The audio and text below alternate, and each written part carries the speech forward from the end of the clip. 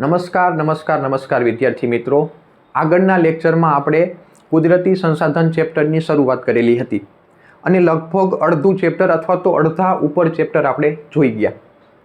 આજે આપણે આ ચેપ્ટરને પૂરું કરશું. આમ તમને લાગશે કે આપણે 3 ભાગમાં કર્યું, પણ મેં તમને વાત કરી કે ખરેખર આપણે 2 જ ભાગમાં કુદરતી સંસાધન ચેપ્ટર પૂરું કરશું. પહેલો લેક્ચર જે 30-35 મિનિટનો હતો એમાં આપણે નકશો જોયો હતો, જે બધા ચેપ્ટર માટે કામ લાગે એમ છે. એ કુદરતી સંસાધન માટે જ હતું એવું નથી. હવે બીજી વસ્તુ કે થોડોક સમય આપણે વધુ લેશું, કારણ કે આપણે રિવિઝન નથી કરતા. આપણે બધા જે ચેપ્ટર છે એને કોન્સેપ્ટ સાથે જોઈએ છીએ, જે વિસ્તારથી આપણે કહેવાય ને કે પ્રશ્નોને જોઈએ છીએ. બીજું કે જે પ્રશ્ન આઈએમપી છે, જે મોસ્ટ આઈએમપી છે, એને હું તમને અહીંયાથી જ 2 થી 3 વખત, અમુક તો 4 વખત પણ પ્રશ્ન કરાવું છું.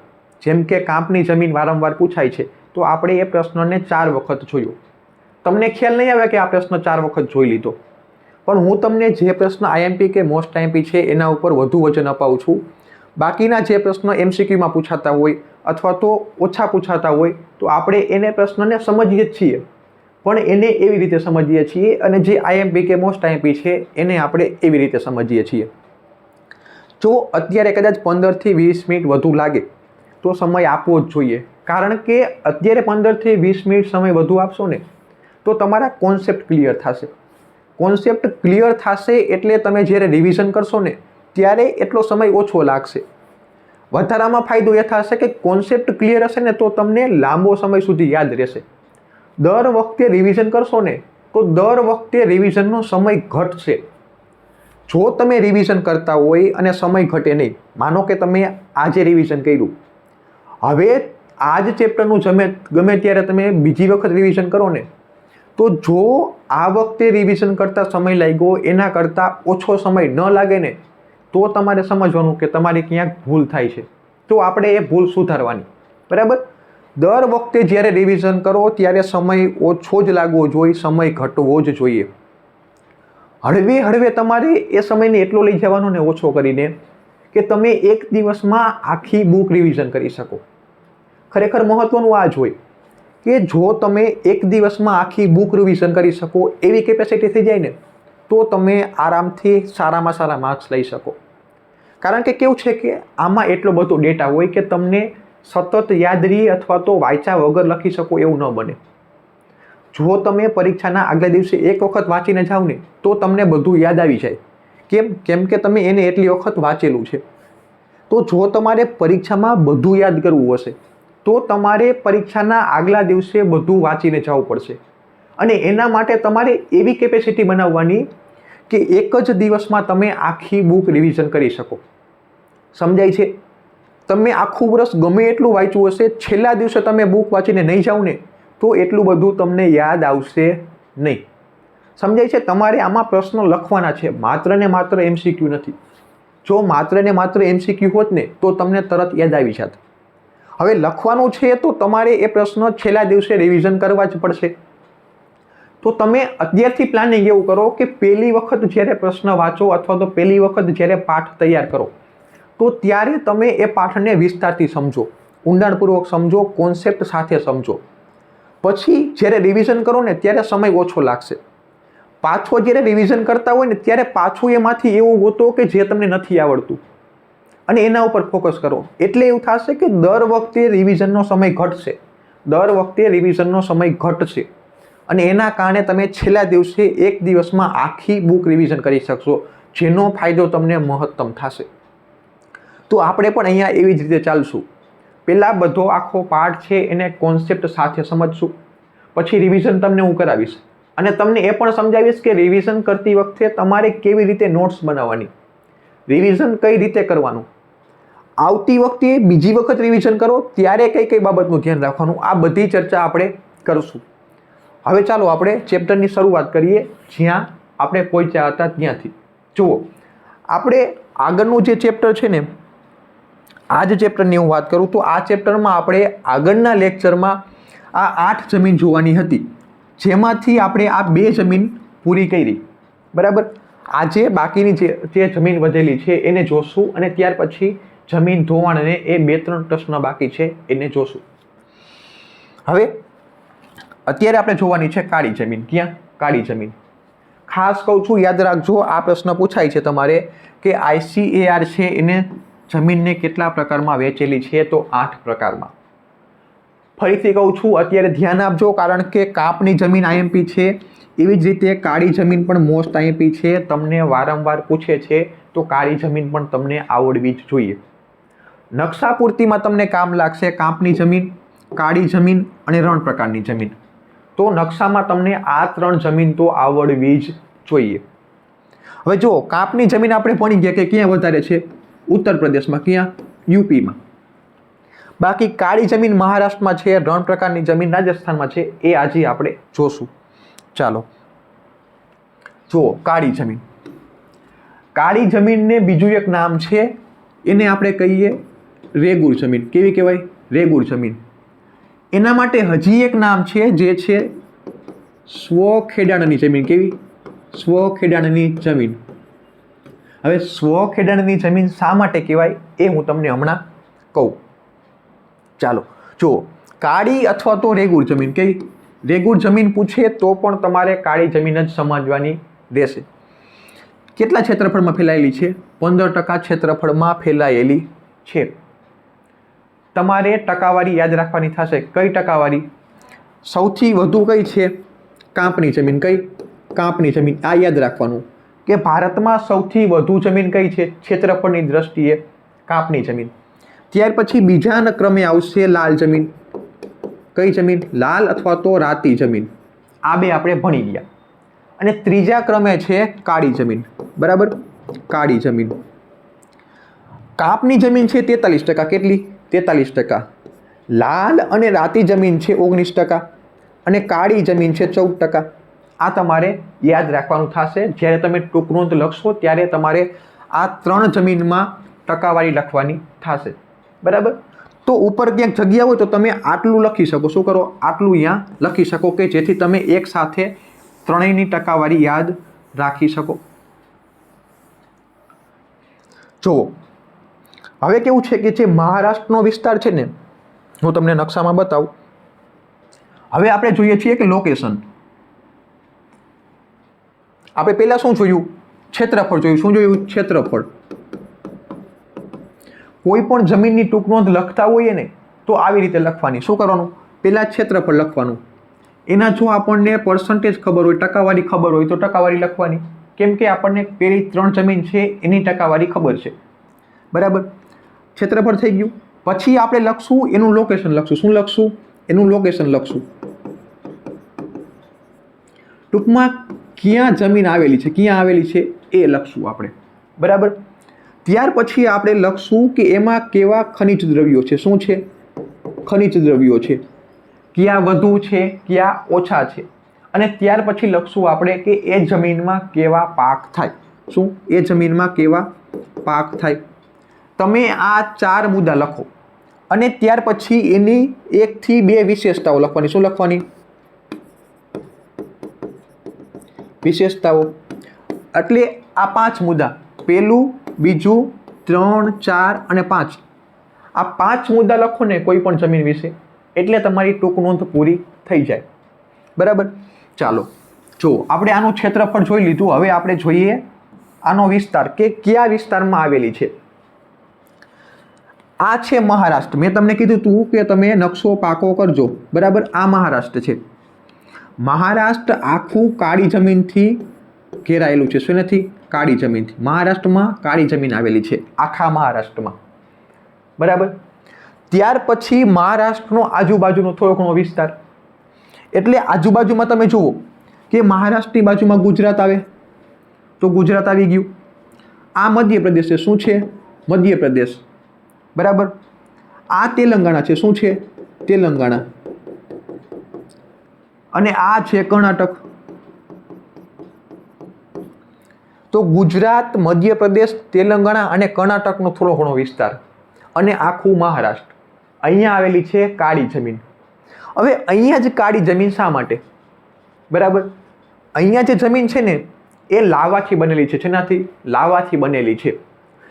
લાવા જ્યારે જ્વાળામુખી ફાટે ને તો એમાંથી લાવા નીકળે. તો આ જમીન લાવાથી બનેલી છે. લાવા હોય ને એ જ્યારે જ્વાળામુખી ફાટે ત્યારે લાવા પથરાય અને એ જમીન ઉપર પથરાય એટલે આખું લાવાનું પડ બને. અને પછી આપણે જોયું કે જમીન નિર્માણ કઈ રીતે થાય. આપણે જોયું ને કે એ જમીન ઉપર જ્યારે ધોવાણ થશે અથવા તો ખવાણ થશે એટલે એ જમીન નાના નાના કટકામાં વેચાશે. એ જમીનનું જે પડ છે એ નાના નાના ટુકડામાં વેચાશે અને પછી હળવે હળવે એમાંથી બારીક ભૂકો થશે અને જમીનનું નિર્માણ થશે. તો અહીંયા લાવા પથરાવાથી આ જમીનનું નિર્માણ થયેલું છે એટલે આ જમીન કેવી છે? કાળી જમીન છે. કાળી જમીન માટે કયું રાજ્ય આવશે? મહારાષ્ટ્ર.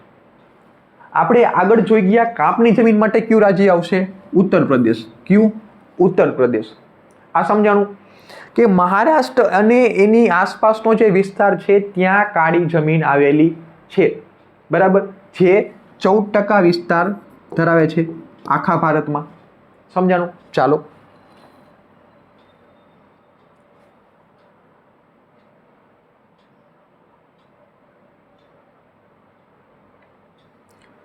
જો આ જમીનનો ઉદ્ભવ દખણના લાવાના પથરાવથી થયો છે. શેનાથી?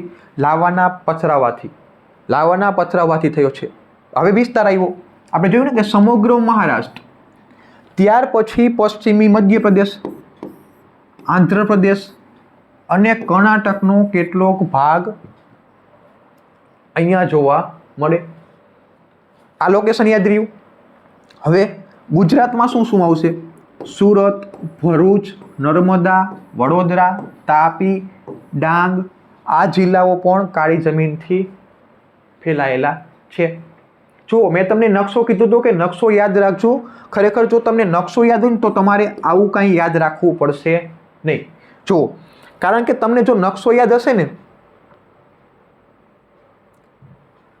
તો તમને ખબર હશે કે મહારાષ્ટ્રની આસપાસ કયા રાજ્યો છે. મહારાષ્ટ્રની આસપાસ કયા રાજ્યો છે? ગુજરાત છે, મધ્યપ્રદેશ છે, તેલંગાણા છે. અહીંયા એને આંધ્રપ્રદેશ પણ ગણેલું છે કે આંધ્રપ્રદેશમાં પણ થોડો ઘણો વિસ્તાર આવેલો છે અને કર્ણાટક છે. તો તમારે આ બધા રાજ્યના નામ યાદ રાખવા પડશે નહીં કારણ કે તમને નકશો યાદ છે.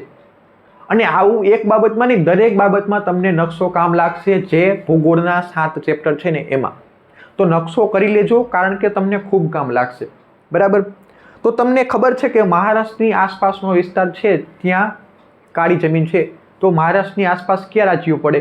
ગુજરાત પડે, મધ્યપ્રદેશ પડે, કર્ણાટક પડે, આંધ્રપ્રદેશ પડે. તો તમે આરામથી એ પ્રશ્ન લખી શકો. બરાબર. એટલે હું તમને કહેતો હતો કે તમે નકશો પાકો કરશો તો ખરેખર તમને ખૂબ કામ લાગશે.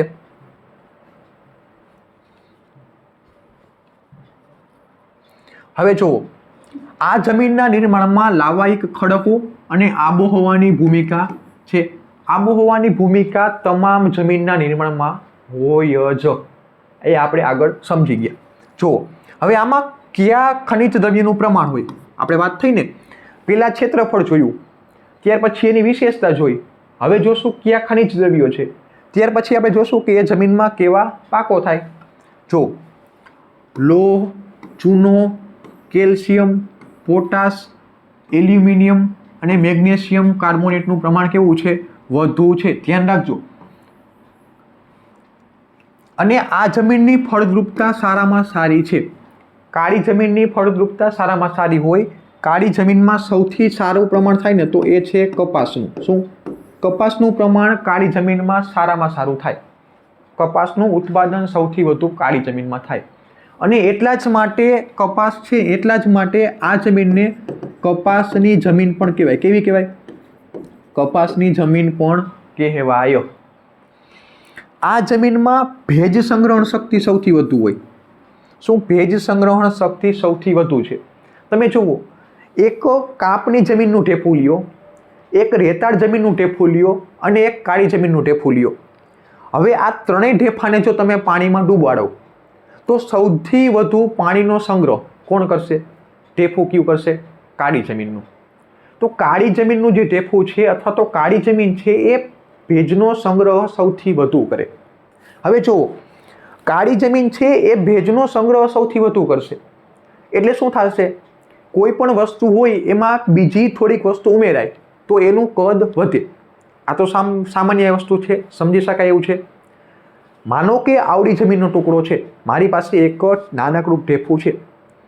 હવે એ ઢેફાને જો હું પાણીમાં ડૂબાડીશ તો પાણી શું થશે? એ ઢેફામાં શોષાશે, કારણ કે ભેજ સંગ્રહણ શક્તિ ઢેફાની સૌથી વધુ છે. તો પાણીમાં જ્યારે ડૂબાડીશ ત્યારે એ પાણીનું શોષણ કરશે. પાણીનું શોષણ કરશે એટલે એ ઢેફું કેવું થશે? મોટું થશે. પાછું હવે આપણે એવું કરીએ કે એ ઢેફાને સૂકવી નાખીએ. હવે એ ઢેફાને સૂકવી નાખીએ તો શું થશે? પાછું એમાંથી જે પાણી છે એ બાષ્પીભવન થઈ જશે અને ઢેફું પાછું નાનું થઈ જશે. પહેલાં જે મૂળ સ્વરૂપમાં હતું એવડું થઈ જશે. હવે જુઓ, જમીન તો આખી જે બનેલી છે એ તો નાના નાના ઢેફાની બનેલી છે. હવે જમીનમાં જ્યારે વરસાદ પડે ત્યારે એ પાણીનો સંગ્રહ કરશે એટલે જમીનનું કદ થોડુંક મોટું થશે. શું થશે? મોટું થશે. હવે જમીનનું કદ થોડુંક મોટું થશે પછી વરસાદ વહી ગયા પછી એના ઉપર તડકો પડશે. હવે જ્યારે એના ઉપર તડકો પડશે ને તો એ ઢેફા પાછા પાણીનું બાષ્પીભવન કરશે અને પાછા નાના થઈ અને પોતાના મૂળ સ્વરૂપમાં આવશે. હવે પહેલાં ઢેફું મોટું થયું, પાછું હવે તડકો પડવાથી પાણીનું બાષ્પીભવન થયું અને ઢેફું પાછું નાનું થયું. તો દરેક ઢેફા જો નાના થાય તો શું થશે? આ જમીનમાં આવી રીતે તિરાડો પડશે. શું થશે? આવી રીતે તિરાડો પડશે. જોયું તમે? પહેલાં આ જમીન મોટી થઈ હતી, પછી હવે બધા કેવા થયા? નાના થયા. નાના થયા એટલે આવી વચ્ચે તિરાડ પડે. તમે જે તળાવ સુકાઈ ગયું હોય ને, તળાવમાં મોટા ભાગે નીચે કાળી જમીન હોય, તો તળાવ સુકાઈ ગયું હોય ને ત્યાં તમે જાઓ ને તો તમને આ જોવા મળે કે ઢેફાઓની વચ્ચે જમીનની વચ્ચે તિરાડો પડેલી જોવા મળે. અથવા તો તમે મારી જેમ જો ખેડૂત પુત્ર હોય તો જ્યારે તમે ખેતરમાં જાઓ અને ખેતરમાં કાળી જમીન હોય તો પાણી પાય ને પછી જ્યારે પાણી સુકાઈ જાય, કોઈ પણ પાકને પહેલાં પાણી પાય પછી એ પાણી સુકાઈ જાય તડકો આવવાથી, અને પછી તમે એ જમીનને જુઓ ને તો એ જમીનમાં પણ આ જ રીતે તિરાડો પડેલી જોવા મળે. શું જોવા મળે? તિરાડો જોવા મળે. આ એની રીતે પહેલાં તિરાડ પડે છે. તો તિરાડ પડવી મતલબ કે જમીનનું ખેડાણ કરવું. આપણે જે જમીનનું ખેડાણ કરીએ તો એ આ જ રીતે કરતા હોઈએ. આપણે જમીનને તિરાડ પાડતા હોય અથવા તો જમીનને અલગ અલગ ટુકડામાં વેચતા હોઈએ. પણ કાળી જમીનને આપણે અલગ અલગ ટુકડામાં વેચવી પડતી નથી. એ પોતે એની રીતે આવી રીતે ટુકડામાં વેચાઈ જાય. એટલા માટે મેં તમને કીધું હતું કે કાળી જમીનને સ્વખેડાણની જમીન પણ કહેવાય. બીજું એનું નામ છે રેગુડ જમીન. સમજાણું? ચાલો જુઓ, હવે આપણે જોઈએ. જુઓ, આ જમીનની ભેજ સંગ્રહણ શક્તિ ઘણી વધારે છે. જ્યારે ભેજ સુકાય, જ્યારે સુકાય ત્યારે તેમાં ફાટો કે પછી તિરાડો પડી જાય છે. શું થાય છે? તિરાડો પડી જાય છે. કઈ રીતે તિરાડ પડે એ મેં તમને સમજાવ્યું. આ પ્રકારની જમીનમાં કપાસ, ધ્યાન રાખજો, કપાસ, અળસી, પછી સરસો, મગફળી, તમાકુ, અડદ જેવા કઠોળ, આ બધા પાકો થાય છે. ત્યાર પછી તમે જુઓ કે કપાસના પાકને વિશેષ અનુકૂળ હોવાથી આ જમીનને કપાસની જમીન પણ કહેવાય. સમજાણું? આ ટૂંકનો તમને ઘણી વખત પૂછે છે કે કપાસની જમીન કાળી જમીનને શા માટે કહેવાય, અથવા તો કપાસની જમીનની ટૂંકનો જ લખો, કાળી જમીનની ટૂંકનો જ લખો. આ પ્રશ્ન તમારે 3 અથવા તો 4 માર્કમાં આવી શકે. શું? 3 અથવા તો 4 માર્ક્સમાં આવી શકે અને આ પ્રશ્ન IMP પ્રશ્ન છે. બરાબર? ચાલો, હવે આવ્યું લેટેરાઇટ અથવા તો પડખાઉ જમીન. કઈ જમીન આવી? લેટેરાઇટ અથવા તો પડખાઉ જમીન. જુઓ, આપણે એને સમજીએ, ધ્યાનથી સમજજો. કઈ જમીન જોઈએ છીએ આપણે? લેટેરાઇટ જમીન. જુઓ, પેન કલર બદલે નાખવું એટલે શું તમને વ્યવસ્થિત દેખાય. લેટેરાઇટ જમીન. લેટેરાઇટ જમીન છે. લેટેરાઇટ એટલે લેટર શબ્દ ઉપરથી એવું. ક્યાંથી એવું? લેટર શબ્દ ઉપરથી. જો જુઓ કઈ રીતે આપણે ટૂંકનોંધને યાદ રાખીએ છીએ, આખો કોન્સેપ્ટ સમજીએ. શબ્દ શું છે? લેટર. લેટર એટલે શું થાય? ઈંટ થાય. શું થાય? ઈંટ. તો આ જમીન કેવી છે? ઈંટ જેવી જમીન છે. હવે જુઓ, આપણે જો આપણી રીતે ઈંટ બનાવવી હોય, આપણે જો માનવ સર્જિત ઈંટ બનાવવી હોય તો કઈ રીતે બનાવીએ? પહેલાં આપણે શું લેશું? માટી લેશું. માટી લીધી, જોજો, પછી શું કરશું? એમાં નાખશું પાણી. હવે આ માટી ભીની થઈ ગઈ પછી શું કરશું? એને નીચેથી શું કરશું? ગરમ કરશું. શું કરશું? ગરમ કરશું એટલે હવે આ પાકી ઈંટ બની જશે. શું થશે? પાકી ઈંટ બની જશે. અહીંયા આપણે એ શું કરવાનું છે? કુદરતી રીતે આ જમીનને ઈંટ જેવી બનાવવાની છે. કેમ કે અહીંયા તો આપણે પહેલાં પાણી નાખવા જઈએ, પછી એ જમીન મુલાયમ બને, ઢીલી પડે, પછી આપણે એને ગરમ કરીએ, એવું તો થશે નહીં. અહીંયા તો આ જમીન કુદરતી રીતે ઈંટ જેવી બનવી જોઈએ. તો શું થવું જોઈએ? જો માટી તો છે જ, જમીન તો છે જ, હવે આ જમીન ઉપર વરસાદ પડવો જોઈએ. શું થવું જોઈએ? પાણી એટલે કે તમે સમજો વરસાદ પડવો જોઈએ. હવે આ વરસાદનું પ્રમાણ કેવું હોવું જોઈએ? વધારે હોવું જોઈએ. કારણ કે વધારે વરસાદ પડશે તો જ આ જમીન ભીની થશે. તો વરસાદનું પ્રમાણ કેવું હોવું જોઈએ? વધુ હોવું જોઈએ જ્યાં આ જમીન આવેલી છે. ત્યાર પછી વરસાદ વહી ગયા પછી આ જમીન ગરમ થવી જોઈએ. તો એના માટે શું જોઈએ? તડકો. બરાબર. તો અહીંયા વરસાદ પછી તડકો પણ સારો હોવો જોઈએ. સમજાણું? તો આ જમીન એવા જ વિસ્તારમાં હશે કે જ્યાં વરસાદ પણ વધુ હશે, તડકો પણ વધુ હશે. અને વરસાદ પણ વધુ હોય, તડકો પણ વધુ હોય, એવું ક્યાં બને? જે વિસ્તાર પહાડી વિસ્તાર છે. સમજો છો? પહાડી વિસ્તારમાં વરસાદ કેમ વધારે હોય? કેમ કે અહીંયા બધા વાદળા ભટકાશે. ક્યાં?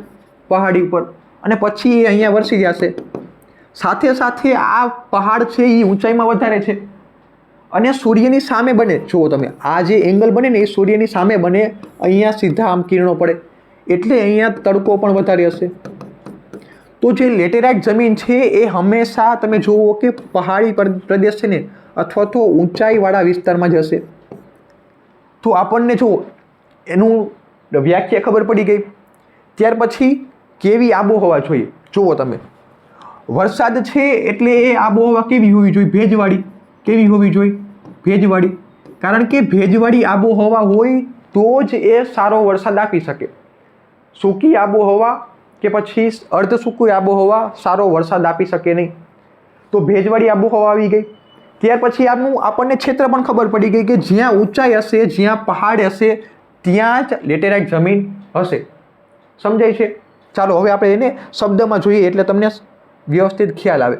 જુઓ, આ જમીનનું નામ લેટિન ભાષાના શબ્દ લેટર એટલે કે ઈંટ પરથી પડેલું છે. તેનો લાલ રંગ કેના કારણે છે? લોહ ઓક્સાઇડના કારણે. ખાસ યાદ રાખવાનું છે કે લેટેરાઇટ જમીન છે અથવા તો પડખાઉ જમીન છે એનો કેવો રંગ છે? લાલ રંગ. અને લાલ રંગ છે એ લોહ ઓક્સાઇડને કારણે છે. બીજું જુઓ, લેટેરાઇટ જમીનને આપણે પડખાઉ જમીન પણ કહીએ છીએ. શું કહીએ છીએ? પડખાઉ જમીન. હવે પડખાઉ જમીન તમે જુઓ, આપણે જોયું કે આ જમીન ક્યાં હશે? જ્યાં પહાડી વિસ્તાર હશે ત્યાં. પહાડી વિસ્તાર હશે અને સાથે સાથે ત્યાં વરસાદનું પ્રમાણ પણ કેવું હશે? વધારે. પહાડી વિસ્તાર છે એટલે એનો ઢાળ વધુ છે, સાથે સાથે વરસાદનું પ્રમાણ વધુ છે. ઢાળ વધુ છે, વરસાદનું પ્રમાણ વધુ છે એટલે પાણી ઝડપથી વહેશે. અને જ્યારે કોઈ જમીન ઉપરથી પાણી જમીનથી વહે તો એ જમીનનું શું થાય? ધોવાણ થાય. એ પડ છે એ ખવાશે. તો પડ ખવાશે એટલે આપણે એને કહેશું પડખાઉ. પડખાઉ. પડખાઉ. સમજાણું? કે પડખાઉ જમીન શા માટે કહેવાય? આ જમીન ભીની થાય. શું થાય? ભીની થાય ત્યારે માખણ જેવી મુલાયમ થાય. શું થાય? મુલાયમ થાય. પહેલાં વરસાદ પડશે એટલે માખણ જેવી મુલાયમ થશે. અને સુકાય ત્યારે સખત બની જાય. શું થાય? સુકાય ત્યારે સખત બની જાય. સૂકી અને ભેજવાળી જોયું તમે? સૂકી હોવી જોઈએ અને ભેજવાળી હોવી જોઈએ. એવી આબોહવાના પરિવર્તનથી અને સિલિકામય પદાર્થોના નિવારણથી તેનું નિર્માણ થયેલું છે. ભારતીય દ્વિકલ્પીય ઉચ્ચ પ્રદેશના. ક્યાં? આ ભારતીય દ્વિકલ્પીય ઉચ્ચ પ્રદેશ એટલે વાત કરે છે દક્ષિણ ભારતની. ક્યાંની વાત કરે છે? દક્ષિણ ભારતની. ઊંચાણવાળા જોવું તમે, ઊંચાણવાળા ભાગોમાં વિકસિત થયેલી જોવા મળે છે. સમજાણું તમને? કે આખી જે વાત છે એ કઈ રીતે આપણે યાદ રાખશું? કોન્સેપ્ટ સાથે યાદ રાખશું એટલે આ બધા જે વાક્ય છે એ તમને આરામથી યાદ રહી જાય. હવે તત્વો જોવાના કે આ જમીનોમાં મુખ્યત્વે શું જોવા મળે? લોહ તત્વ. કારણ કે જે લાલ રંગ છે બરાબર એ શેને આભારી છે? આને જ આભારી છે. ત્યાર પછી પોટાશ, એલ્યુમિનિયમનું પ્રમાણ વધારે જોવા મળે છે. આ જમીન ઓછી ફળદ્રુપ હોય. કેવી હોય? ઓછી ફળદ્રુપ હોય. પણ તેમાં ખાતરો નાખીને શું કરીને? ખાતરો નાખીને કપાસ, ડાંગર, રાગી, શેરડી, ચા, કોફી, કાજુ વગેરેના પાક લેવાય છે. આ જમીનને પડખાઉ જમીન પણ કહેવાય. એ આપણે વાત થઈ. હવે જુઓ, ચા છે, કોફી છે, કાજુ છે, આ બધા પાકો છે ને એ ક્યાં થાય? ઊંચાણવાળા વિસ્તારમાં થાય. ક્યાં? ઊંચાણવાળા વિસ્તારોમાં જ થાય. ચા છે, કોફી છે, કાજુ છે. કાજુ તો કદાચ નીચે પણ થાય જો એ લેટેરાઇટ જમીન મળી જાય તો, પણ ચા અને કોફી મોટા ભાગે પર્વતીય પ્રદેશમાં જ જોવા મળે. બરાબર. તો તમે જ્યારે આ ટૂંકનું લખતા હોય ને તો તમે ચા અને કોફી અને કાજુ આ 3 પાક ભૂલી શકો નહીં. સમજાય છે? કદાચ તમે શેરડી ભૂલી જાઓ તો ચાલે, પણ ચા, કોફી અને કાજુ તમે લેટેરાઇટ જમીનની લખતી વખતે ભૂલી શકો નહીં. બરાબર. આ બધું હું તમને જ્યારે રિવિઝન કરશું ને ત્યારે વ્યવસ્થિત કહીશ કે કઈ કઈ વસ્તુ યાદ રાખવી ફરજિયાત છે અને કઈ વસ્તુ યાદ નહીં હોય તો પણ ચાલી જશે. હવે જુઓ, રણ પ્રકારની જમીનની વાત કરવાની છે. તો આ જમીન કેવી? સૂકી અને અર્ધ સૂકી આબોહવાવાળા પરિસ્થિતિમાં જોવા મળે છે, કે જ્યાં સૂકી અથવા તો અર્ધ સૂકી આબોહવા છે, જ્યાં વરસાદનું પ્રમાણ બહુ ઓછું છે, ત્યાં જ આપણને રણ પ્રકારની જમીન જોવા મળશે. બરાબર.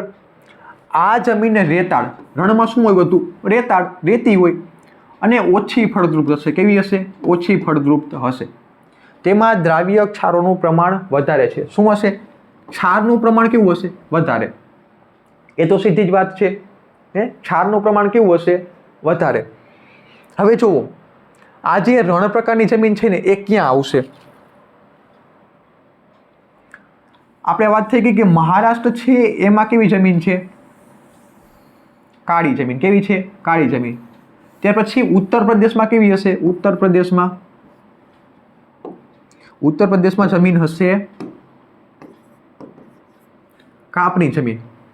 અને રાજસ્થાન, કે આ પ્રદેશ કયો છે? રાજસ્થાન. આ રાજસ્થાનમાં કેવી જમીન હશે?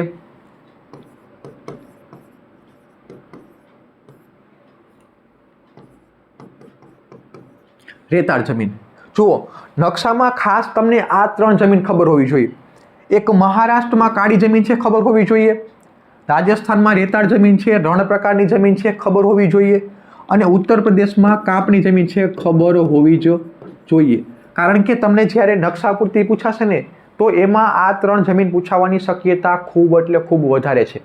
અને કાપની જમીન તો પૂછાઈ ગયેલી જ છે કે કાપની જમીન દર્શાવતું કોઈ એક રાજ્ય લખો તો તમારે ઉત્તર પ્રદેશ લખવાનું થાય. જો નવા કાપની જમીન પૂછે, એવું પરફેક્ટ અથવા તો પર્ટિક્યુલર પૂછે કે નવા કાપની જમીન લખો તો તમારે લખવાનું થશે પશ્ચિમ બંગાળ. કયું લખવાનું થશે? પશ્ચિમ બંગાળ. જો તમે નકશો પાકો કરેલો હશે ને તો તમને આ બધું તરત યાદ રહી જશે. આવું ગોખવાની જરૂર નહીં પડે. છતાં તમને જો એવું લાગતું હોય કે સમજાતું નથી કઈ રીતે નકશો પાકો કરવાનો, તમને એ ખ્યાલ નથી કે નકશો કેટલો ઉપયોગી છે, તો આ બધું જોવું હોય તો તમે આપણો પહેલો લેક્ચર જોઈ લ્યો, જ્યારે આપણે કુદરતી સંસાધનની થોડીક શરૂઆત કરેલી હતી અને બાકી બધું આપણે નકશાની વાત કરેલી હતી કે નકશો આપણને 4 થી 5 ચેપ્ટરમાં કઈ રીતે ઉપયોગી થશે. આપણે આખું જે સમાજ છે ને એને નકશા ઉપર કઈ રીતે કરશું, જેટલું થઈ શકે એટલું નકશા ઉપર કરશું. હજી તમારે રાજ્ય અમુક યાદ રાખવા પડતા હશે કે આ રાજસ્થાન છે, આ ઉત્તર પ્રદેશ છે, આ મહારાષ્ટ્ર છે. પણ જ્યારે આપણે 1 થી 2 અથવા તો 2 થી 3 ચેપ્ટર પૂરા કરશું ને પછી તમને રાજ્ય યાદ રાખવા પડશે નહીં, તમને બધા યાદ રહી ગયા હશે. અને એક મુખ્ય કારણ એ છે કે મેં ડાયરેક્ટ 8મું ચેપ્ટર ચાલુ કર્યું, ડાયરેક્ટ આપણે ભૂગોળ ઉપાડ્યું. શા માટે? કે તમને આખી જે પરિસ્થિતિ છે ને ભારતની એનો ખ્યાલ આવી જાય, તમને બધા રાજ્યના નામ યાદ આવી જાય. સમજાય છે? હવે જ્યારે આપણે સાંસ્કૃતિક વારસાના ચેપ્ટર જોશું, 1 થી જે 7 ચેપ્ટર છે એને જોશું ને ત્યારે તમારે ઘણું બધું કામ ઓછું થઈ જશે. ત્યારે તમારે ફરીથી આ બધા રાજ્ય યાદ રાખવા પડશે નહીં. ત્યારે તમને બધા રાજ્ય આવડતા હશે. પછી આપણે જે લોકેશન છે ને એના ઉપર જે વસ્તુઓ છે ને એને નકશામાં મૂકતા જશું કે ક્યાં કઈ વસ્તુ આવેલી છે, ક્યાંની કઈ વસ્તુ પ્રખ્યાત છે. આ બધી બાબતો આમાં જ આપણે મૂકતા જશું જેથી તમારે નકશા ઉપર ડાયરેક્ટ બધું થઈ જાય. અને નકશામાં તમે જોયેલું હશે ને તો તમને તરત યાદ રહેશે. સમજાય છે? તમે જો ખાલી વાંચશો ને તો તમારું જે માઇન્ડ છે ને એ જ એક કામ કરશે. પણ જો તમે આવી રીતે નકશામાં ઉપયોગ કરી અને નકશામાંથી જોશો ને તો તમારી જે આંખ છે ને એ પણ કામ કરશે. કોઈ પણ કાર્યમાં જેટલી તમારી સેન્સ, આપણી જે 5 સેન્સ છે ને જેટલી તમારી સેન્સ વધારે ઉપયોગ થાય ને એટલું તમને વધુ યાદ રહે. એટલે આપણે કહીએ કે વાંચવા કરતાં લખવાથી ઝડપી યાદ રહે. કારણ કે વાંચવાથી લખવાથી આપણે હાથનો પણ ઉપયોગ કરીએ છીએ. સમજાય છે? જો આપણે કાંઈ વસ્તુ જોતા હોય તો આપણે વિચાર સાથે સાથે આંખનો પણ ઉપયોગ કરીએ છીએ. એટલા માટે એ વસ્તુ ઝડપથી યાદ રહેશે. એટલે જ હું તમને નકશો કરાવું છું કે કોન્સેપ્ટ પણ ક્લિયર થાય અને તમને લાંબો સમય યાદ રહે. સાથે સાથે તમારી યાદશક્તિ પણ સુધરે, તમારી કાલ્પનિક શક્તિ પણ સુધરે. બરાબર? ચાલો આપણે જોઈએ.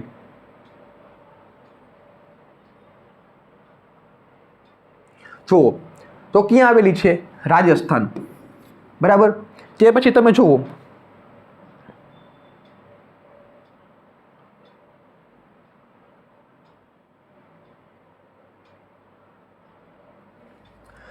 આપણે જોયું ને કે મહારાષ્ટ્ર છે તો એના આસપાસના વિસ્તારમાં થોડી ઘણી કેવી જમીન હોય? કાળી જમીન હોય. તો એવી રીતે અહીંયા પણ બનશે. જુઓ અહીંયા શું છે? ગુજરાતનું કચ્છ આવેલું છે. શું આવેલું છે? કચ્છ. તો કચ્છમાં પણ રેતાળ જમીન છે. એ રેતાળ જમીનનો આટલો વિસ્તાર છે કે જ્યાં વરસાદ નથી પડતો ત્યાં રેતાળ જમીન હશે, રણ પ્રકારની જમીન હશે.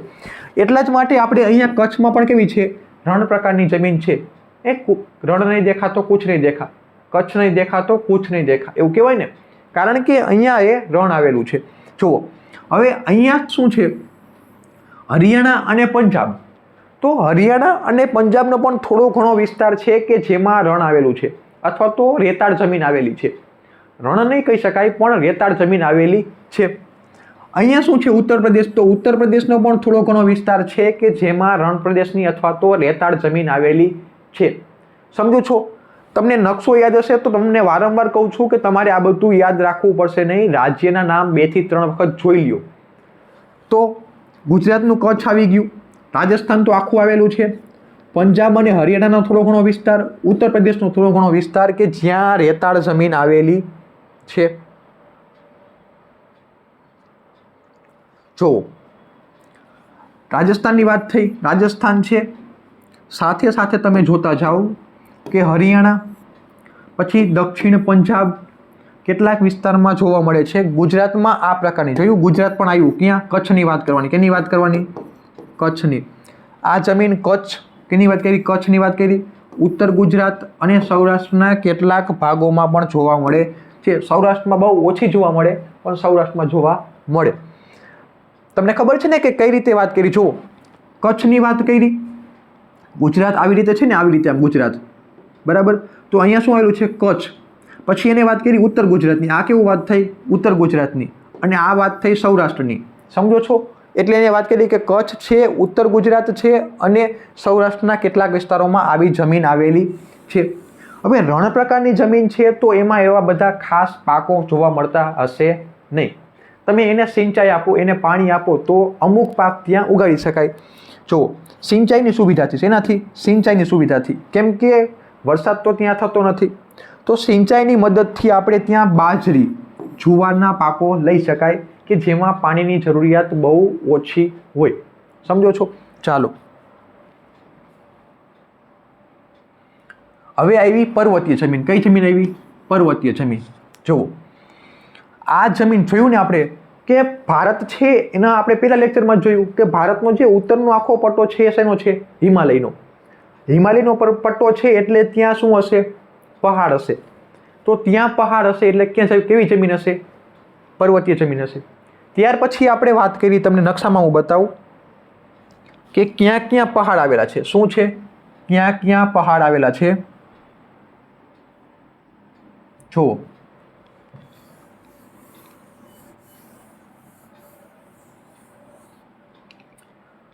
આ જે આખો પટ્ટો છે ને, કયો?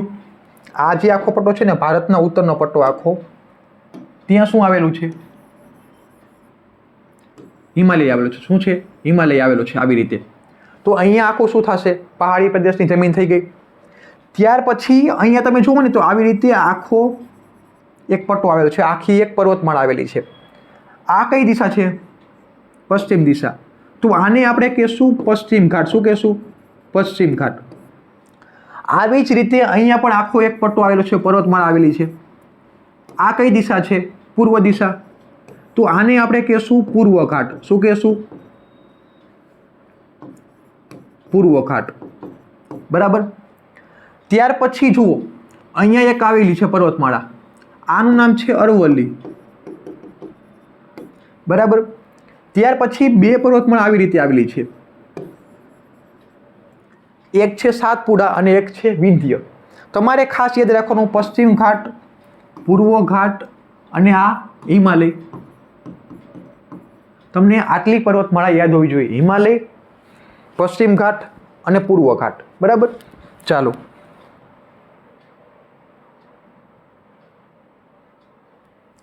ક્યાં પહોંચ્યા આપણે?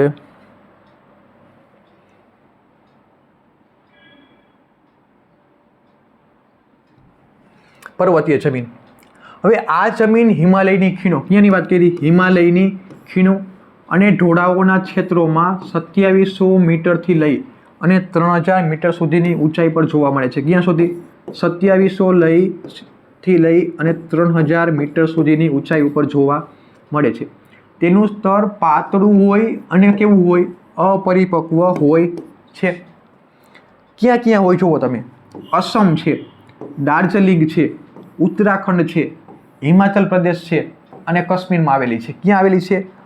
અસમ, દાર્જિલિંગ, ઉત્તરાખંડ, હિમાચલ પ્રદેશ અને કાશ્મીર. આ જે ઉત્તરનો આખો પટ્ટો છે ને, તો એમાં ક્યાં ક્યાં રાજ્યો આવેલા છે તમને નકશામાં જો બતાવું કે જેથી તમને સરખો ખ્યાલ આવે.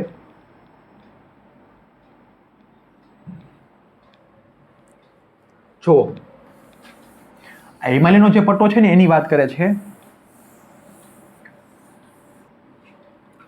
આ જમ્મુ કાશ્મીર થઈ ગયું. કયું? જમ્મુ કાશ્મીર. આને કહેશું ઉત્તરાખંડ. શું કહેશું? ઉત્તરાખંડ.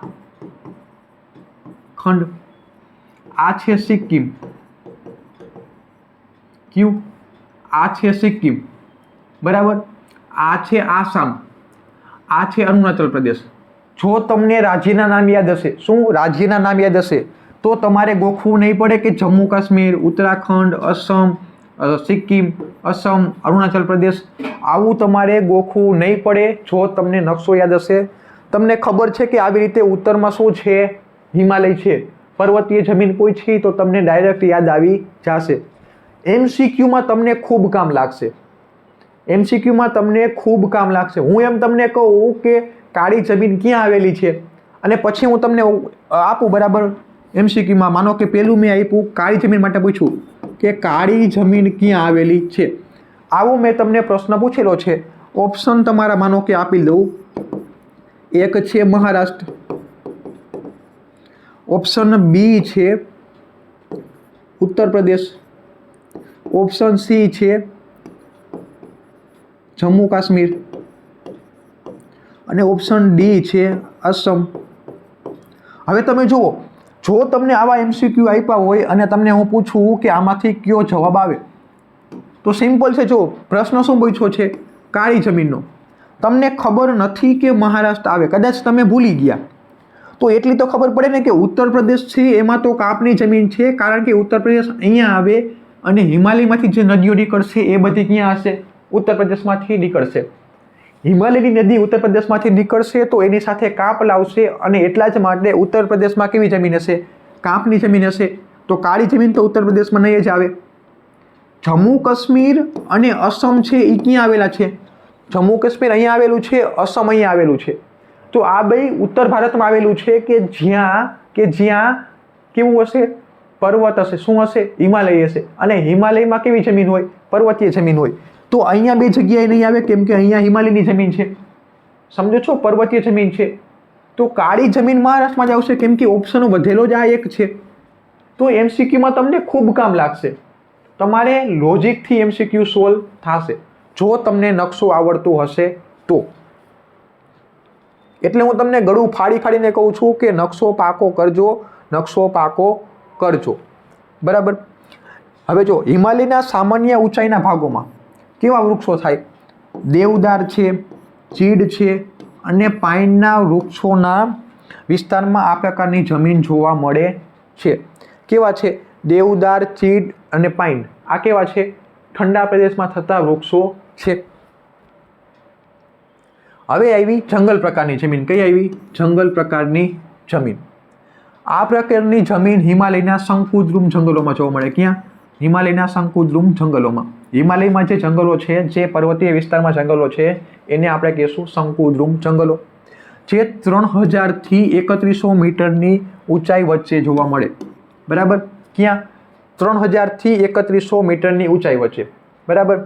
આપણે આગળની જે પર્વતીય જમીન જોઈ ક્યાં હતી? 2700 મીટરથી લઈ અને છેક 3000 સુધી.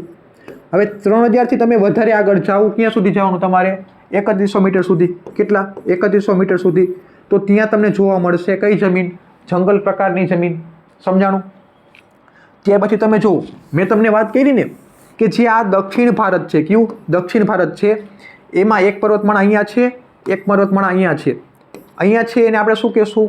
પૂર્વ ઘાટ, સોરી પશ્ચિમ ઘાટ કહેશું. બરાબર? આ બાજુ છે એને શું કહેશું? પૂર્વ ઘાટ. હવે જુઓ કે જે પર્વતીય પ્રદેશ છે ત્યાં પણ જંગલ પ્રકારની જમીન હશે, કેમ કે પર્વત ઉપર વરસાદનું પ્રમાણ કેવું હોય? વધારે હોય, અને ત્યાં જંગલનું નિર્માણ થાય. જુઓ સહ્યાદ્રી, આ જે છે ને એને આપણે કહેશું સહ્યાદ્રી. શું કહેશું? સહ્યાદ્રી પણ કહેશું. જો આખો જે પર્વતમાળા છે ને એને આપણે શું કહેશું? પશ્ચિમ ઘાટ કહેશું. પણ પશ્ચિમ ઘાટનો જે આ ઉપરનો વિસ્તાર છે ને એને આપણે કહેશું સહ્યાદ્રીની પર્વતમાળા. ત્યાર પછી કેની વાત કરી? પૂર્વ ઘાટની. કેની વાત કરી? આ પૂર્વ ઘાટની. અને મધ્ય હિમાલયના તરાઈના ક્ષેત્રોમાં આવેલી, હિમાલયમાં આવેલી જે જમીન છે એ પણ કેવી છે? જંગલ પ્રકારની જમીન છે. તો કેની વાત થઈ ગઈ? પૂર્વ ઘાટની વાત થઈ, સહ્યાદ્રીની વાત થઈ અને હિમાલયની વાત થઈ.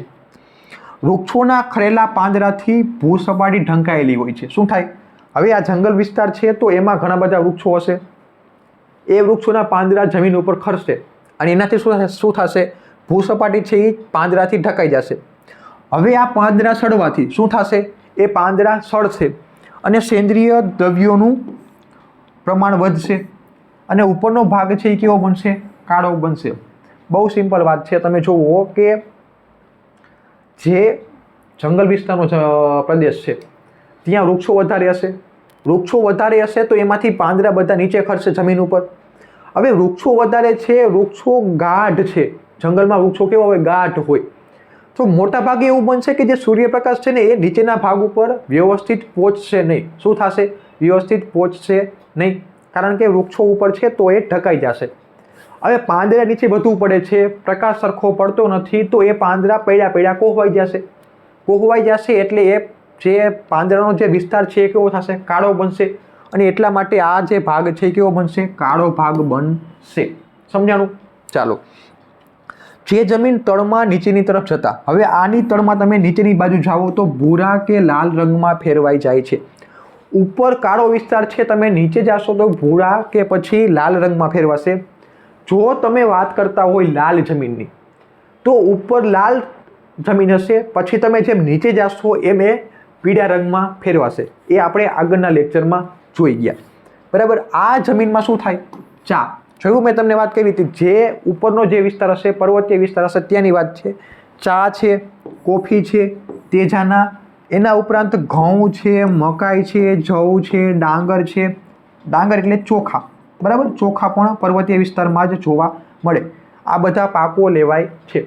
જ્યારે આપણે કૃષિ ચેપ્ટર જોશું ત્યારે આ બધા પાકને આપણે વિસ્તારથી સમજશું અને સમજશું કે અહીંયા કેવા કેવા પાકો થાય. હવે જુઓ, હું તમને વાત કરું કે અસમ, તો તમને ખબર છે કે અસમમાં કેવી જમીન છે? પર્વતીય જમીન. બરાબર? અને ઠંડો વિસ્તાર છે. કેમ? અસમ ક્યાં આવ્યું છે? આપણે આગળ વાત થઈ કે ઊંચાઈ ઉપર આવેલું છે અને હિમાલયના વિસ્તારમાં આવેલું છે. અસમ છે કે જ્યાં હિમાલયના વિસ્તારમાં આવેલું છે તો ત્યાં ઊંચાઈવાળો વિસ્તાર છે. તો અસમમાં શેનું પ્રમાણ વધારે હશે? ચા અને કોફીનું. સમજાય છે? એ આપણે જોશું કૃષિમાં. તો તમને જો જમીન વ્યવસ્થિત આવડતી હશે ને, હું આટલું બધું ઊંડાણથી અને વિસ્તારથી સમજાવું એનું કારણ જ એ છે. જો તમને જમીન વ્યવસ્થિત ખબર હશે ને તો કયા પાક કઈ જમીનમાં થાય ને તમને આરામથી યાદ રહી જશે, કારણ કે જેવી જમીન હશે એવો પાક થતો હશે. હવે જો માનો કે ઉત્તર પ્રદેશમાં કેવી જમીન છે? કાંપની જમીન. મહારાષ્ટ્રમાં કેવી જમીન છે? કાળી જમીન. તો તમને ખબર હશે કે કાંપની જમીન અને કાળી જમીનમાં કેવા પાકો થાય. કાળી જમીનમાં કપાસનો પાક સારામાં સારો થાય, તો કપાસનું ઉત્પાદન ત્યાં સારામાં સારું હશે.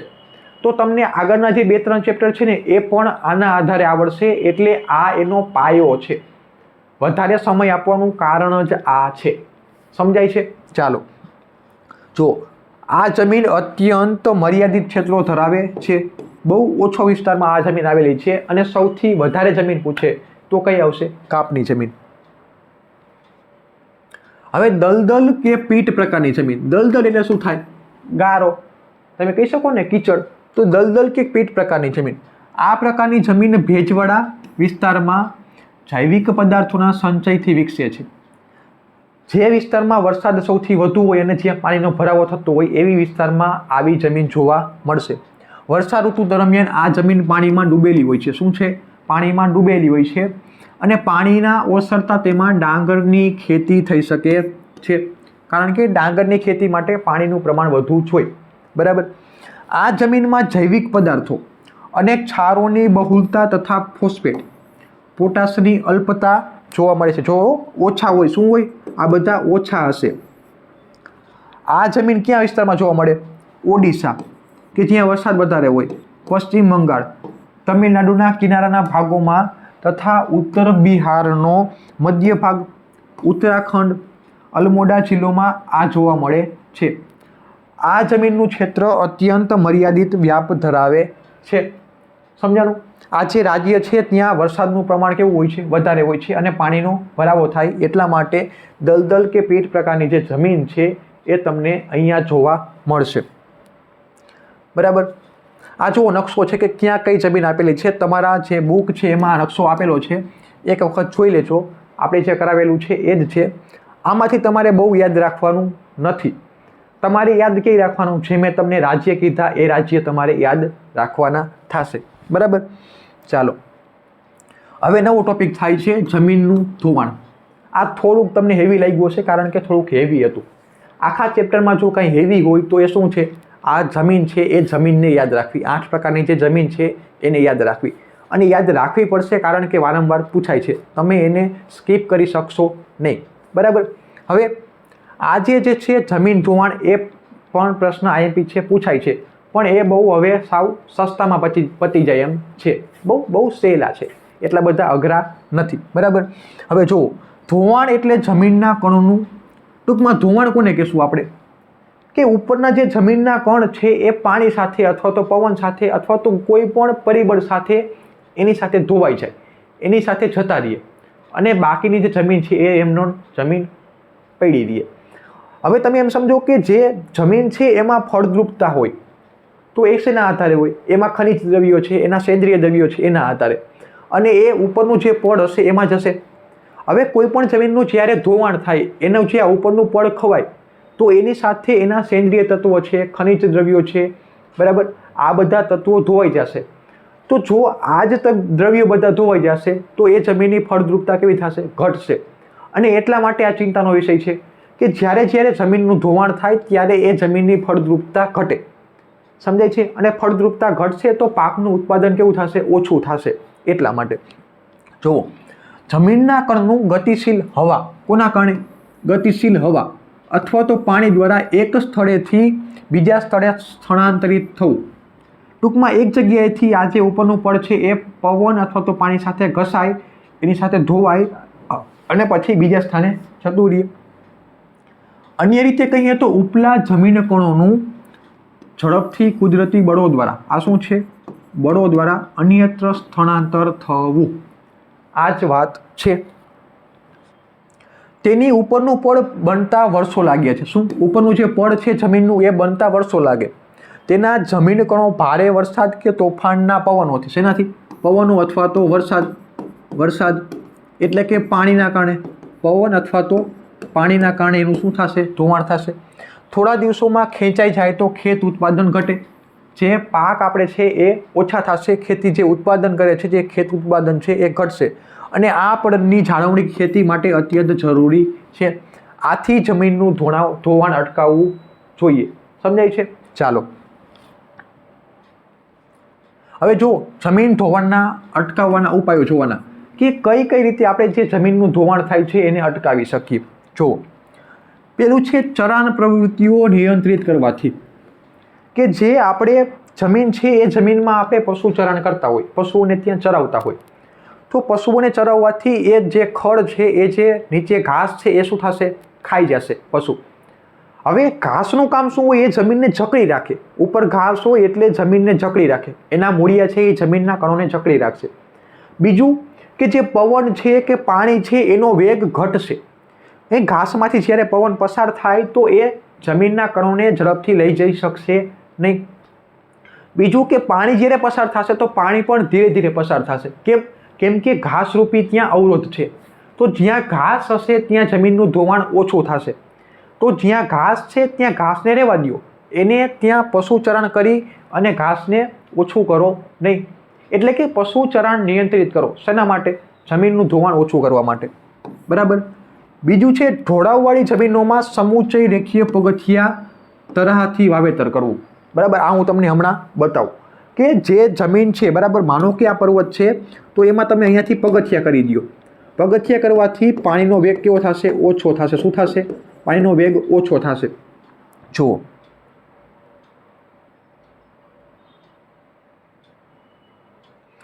હવે માનો કે આ સપાટી છે તો અહીંયાથી પાણી કેવું થશે? ઝડપથી વહેશે. આ માનો કે સપાટી છે તો આ સપાટી ઉપરથી પાણી ઝડપથી વહેશે. પર્વતની વાત છે. હવે જુઓ, ઝડપથી વહેતું પાણી જમીનમાં કેવું થાય? ઓછું ઉતરે. સમજે છે? ફટાક દઈ અહીંથી પાણી જો વરસાદ પડે એટલે નીચે ઉતરી જશે. પાણી બહુ રોકાશે નહીં. અને ઝડપથી પાણી વહેશે તો ધોવાણ કેવું થશે? વધુ થશે. એટલા માટે હવે શું કરીએ આપણે? આવી રીતે કિયારીઓ કરી નાખીએ. શું કરી નાખીએ? કિયારીઓ બનાવી નાખી પર્વતમાં. વચ્ચે ખાડાઓ પાડીને આમાં આખા ચોસલા બનાવી નાખી. હવે પાણી અહીંથી નીચે ઉતરશે ત્યારે અહીંયા પાણી શું થશે? રોકાશે. આ બધી ક્યારીઓ પાણીથી ભરાશે. એટલા માટે પાણી અહીંયા જમીનમાં ઉતરશે અને જમીનનું જે આ પાણીનું પ્રમાણ છે એ કેવું થશે? ઉપર આવશે. બીજું કે પાણીનો વેગ કેવો થયો? ઓછો થયો. પાણીનો વેગ ઓછો થશે એટલા માટે જમીનનું ધોવાણ પણ કેવું થશે? ઓછું થશે. પડતર જમીનમાં વૃક્ષોનું વાવેતર કરવું. એ પડતર જમીન છે ત્યાં વૃક્ષોનું વાવેતર કરવું. જો ઘાસ એક જમીનને ધોવાણ થતું અટકાવી શકે તો વૃક્ષો તો બહુ સારું એવું જમીનનું ધોવાણ અટકાવી શકે. પાણીના વહેડા પડેલા હોય ત્યાં આડબંધ બનાવવા. શું કરવું? બંધ બાંધી દેવા. બરાબર. પાણીનો વેગ ધીમો પાડવો. મેઇન કામ તો આ જોઈએ. પાણીનો વેગ ધીમો પાડવા માટે ઢાળવાળા ખેતરોમાં ઊંડી ખેડ કરવી. ખેડ કેવી કરવાની? ઊંડી કરવાની, જેથી એનો વેગ ઓછો થાય. જો આ જે ઉપાયો છે એ 2 થી 3 માર્ક્સમાં પૂછાય અને મોસ્ટ આઈએમપી પ્રશ્ન છે. યાદ રાખજો, મોસ્ટ આઈએમપી પ્રશ્ન છે. જમીન ધોવાણ અટકાવવાના ઉપાયો લખો. હવે ભૂમિ સંરક્ષણ. બરાબર. જો ભૂમિ સંરક્ષણ એટલે જમીનનું ધોવાણ રોકી જમીનની ગુણવત્તા જાળવવી. શું? જમીનની ગુણવત્તા જાળવવી. પહેલાં શું કર્યું? જમીનનું ધોવાણ થતું હતું એને અટકાવ્યું. હવે એ જમીનની ગુણવત્તા જાળવવાની, એની ફળદ્રુપતા જાળવવાની. જમીન સંરક્ષણનો સીધો સંબંધ માટી કણોને પોતાની મૂળ જગ્યાએ જાળવી રાખવાની વાત છે. દુનિયામાં વિવિધ જગ્યાએ જે તે સ્થાને જુઓ, દરેક સ્થાને જમીન ધોવાણના કારણો અલગ અલગ હોય અને એના જ કારણે જમીન સંરક્ષણના જે ઉપાયો છે એ પણ અલગ અલગ હશે. જો ભૂમિનું સંરક્ષણ ન થાય તો તેનાથી પૂરની શક્યતાઓ વધે અને જાનમાલની સલામતીના જોખમો ઊભા થાય. આમ ભૂમિ સંરક્ષણ એ અત્યંત આવશ્યક છે. આપણે આ વાત થઈ ગઈ. હવે એના ઉપાયો શું કે કઈ રીતે ભૂમિ સંરક્ષણ કરી શકાય? ઓલામાં જે હતા મોટા ભાગના એ અહીંયા જશે. જુઓ તમે, જંગલોના આચ્છાદનને કારણે મૂળ જમીન નકલોના જાળવી રાખે છે. ટૂંકમાં જમીન કણોને, આ જમીન કણો છે કે જમીન ઉપર જો વૃક્ષો વાવેલા હશે તો એ શું કરશે? જમીનમાં જે મૂળિયા હશે એ જમીનના કણોને જાળવી રાખશે, એને જકડી રાખશે. નદીના કોતરો અને પહાડી ઢોળાવો પર વૃક્ષારોપણ કરવું. એ જ વાત એને બીજી વાર કરી કે વૃક્ષારોપણ કરી શકો. રણની જમીનના ક્ષેત્રોમાં વાતા પવનોને, જો રણ પ્રકારની જમીન છે ત્યાં ગતિશીલ પવનો વાતા હશે તો એને અટકાવવા માટે તમે શું કરી શકો? વૃક્ષોની હારમાળા કરી શકો. કે રણ જે છે રણ વિસ્તાર વધે છે તો તમે જે ટૂંકમાં જે કિનારો છે તો ત્યાં તમે આખી વૃક્ષોની હારમાળા બનાવો કે જેથી ત્યાંથી ફૂંકાતા પવનો કેવા પડે? ધીમા પડે. અને ધીમા પડવાથી આ રણ છે એની જે ધૂળ છે એ બહુ આગળ આવશે નહીં અને આપણે રણને આગળ વધતું અટકાવી શકશું. નદીઓના પૂરને અન્ય નદીઓમાંથી વાળીને કે સૂકી નદીઓ ભરી અંકુશમાં લઈ શકાય. જે નદીઓ છે જેમાં પૂર આવી શકે એમ છે તો એ તમે ત્યાં બંધ બાંધો અથવા તો એ જે નદી છે એનું પાણી બીજી જે ખાલી નદી છે એમાં જવા દો કે જેથી એ નદીમાં પણ પાણી ભરાઈ દે. બરાબર. હવે અનિયંત્રિત ચરાણ, જો અહીંયા એને વાત કરી પશુ ચરાણની, અનિયંત્રિત ચરાણથી પહાડોની જમીનનું સ્તર ઢીલું પડે છે, તેને અટકાવવું જોઈએ. ક્ષિતિજ સમાંતર ખેડ કરવાથી, સીડીદાર ખેતરો, આવી પદ્ધતિઓ અપનાવવી જોઈએ, જે આપણે આગળ જોઈ કે જે સમુચ્ચય ક્યારીઓ બનાવેલી છે એનાથી પણ તે અટકાવી શકાય. ફળદ્રુપતા ગુમાવી બેઠેલી જમીનમાં પુનઃ સેન્દ્રિય દ્રવ્યોનું કે અથવા તો પદાર્થોનું ઉમેરણ કરવું જોઈએ. સમજાણું કે જ્યાં જમીનની ફળદ્રુપતા ઓછી છે ત્યાં તમે બીજા સેન્દ્રિય તત્વો અથવા તો ખાતરનો ઉમેરો કરો અને તેની જમીનની ફળદ્રુપતા વધારો. હવે ઉપરોક્ત ઉપાય કરવાથી ટૂંકમાં આ રીતે જમીનનું સંરક્ષણ કરી શકાય. આ પ્રશ્નો પણ આઈએમપી છે, તમને 2 થી 3 માર્કમાં પૂછાઈ શકે. બરાબર. હવે જુઓ, તમારે આ આખું ચેપ્ટર છે ને એમાંથી કેટલા પ્રશ્નો આવડવા જોઈએ એની હું વાત કરું. બરાબર. પેલું જે આપણે કુદરતી સંસાધન છે તેની વ્યાખ્યા, જે તમને પહેલાં જ ફકરામાં મળી જશે. બીજી વસ્તુ કે જે આપણે ઉપયોગોના આધારે વર્ગીકરણ કર્યું તો આપણને એ આવડવું જોઈએ. ત્રીજી વસ્તુ કે પુનઃ પ્રાપ્યતાના આધારે આપણે જે વર્ગીકરણ કર્યું, પુનઃ પ્રાપ્ય અને પુનઃ અપ્રાપ્ય, નવીનીકરણીય અને અનવીનીકરણીય, આપણે જે આ વર્ગીકરણ કર્યું એનો જે પ્રકાર જોયો એ તમને આવડવો જ જોઈએ. 3 પ્રશ્ન થયા. ત્યાર પછી ચોથો પ્રશ્ન છે જમીનની વાત કરી, તો જમીનમાં તમને કાંપની જમીન આવડવી જ જોઈએ, કાળી જમીન આવડવી જ જોઈએ, લેટેરાઇટ જમીન આવડવી જ જોઈએ. આ 3 પ્રકારની જમીન તમને આવડવી જ જોઈએ, આટલું ખાસ કરવાનું. ત્યાર પછી ભૂમિ સંરક્ષણ જે એના ઉપાયો છે એ આવડવા જોઈએ અને જમીન ધોવાણના જે ઉપાયો છે એ આવડવા જોઈએ. જમીન ધોવાણના ઉપાયો અને ભૂમિ સંરક્ષણના ઉપાયો તમને 2 થી 3 માર્કમાં પૂછશે અને જે જમીન છે એ તમને 3 થી 4 માર્કમાં પૂછી શકે. બરાબર. તો આટલા પ્રશ્નો તમને આવડવા જ જોઈએ. હવે અહીંયા આપણે આ ચેપ્ટરની સમાપ્તિ કરીએ છીએ. આ ચેપ્ટર અહીંયાથી પૂરું થાય છે. બરાબર. હવે જ્યારે આપણને સમય મળશે અથવા તો આપણી પાસે એવો ઓપ્શન છે કે આખા આ જ ચેપ્ટરને આપણે આગળના લેક્ચરમાં રિવિઝન કરી લઈએ, અથવા તો એવું કરશું કે એકસાથે 2 થી 3 ચેપ્ટર જોઈ લઈએ, પછી બધા ચેપ્ટરને વારાફરતી વારા આપણે રિવિઝન કરશું, અથવા તો એક જ લેક્ચરમાં આપણે 3 ચેપ્ટરને રિવિઝન કરશું.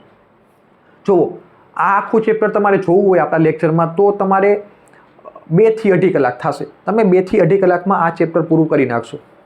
તમે જો આ 2 થી 2.5 કલાકના લેક્ચર જોઈ લેશો તો તમારે આ ચેપ્ટરના જે બધા કોન્સેપ્ટ છે એ ક્લિયર થઈ જશે.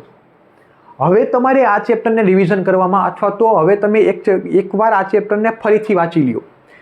હવે ફરીથી વાંચતા તમારે બીજી 2 થી 3 કલાક થાય, તો બીજી 2 થી 3 કલાકમાં તમારે જે આ બધા ડેટા યાદ રાખવાના છે, અમુક વસ્તુ તમને અહીંયાથી યાદ ન રહે એને તમારે જાતે યાદ રાખવી પડે, તો એને તમે જાતે યાદ રાખી લ્યો, તો બીજી 2 થી 3 કલાક તમે ગણો. તો ટૂંકમાં 5 થી 6 કલાકમાં અથવા તો 6 થી 7 કલાકમાં તમારું આખું ચેપ્ટર થઈ જશે અને આખું ચેપ્ટર બહુ વ્યવસ્થિત થઈ જશે. પછી તમને આમાંથી કોઈ પણ પ્રશ્ન પૂછે તો તમને આવડશે. સમજાય છે? તો તમે એક વખત આવી રીતે પ્લાનિંગથી ચાલો કે આ ચેપ્ટરને પૂરું કરતાં મારે કેટલો સમય લાગશે. 2 થી 2.5 કલાક જેવો મારે સમય લાગશે લેક્ચરને જોતા, અને ત્યાર પછી 2 થી 3 કલાક જેવો સમય લાગશે મારે આ ચેપ્ટરને પાકું કરતા.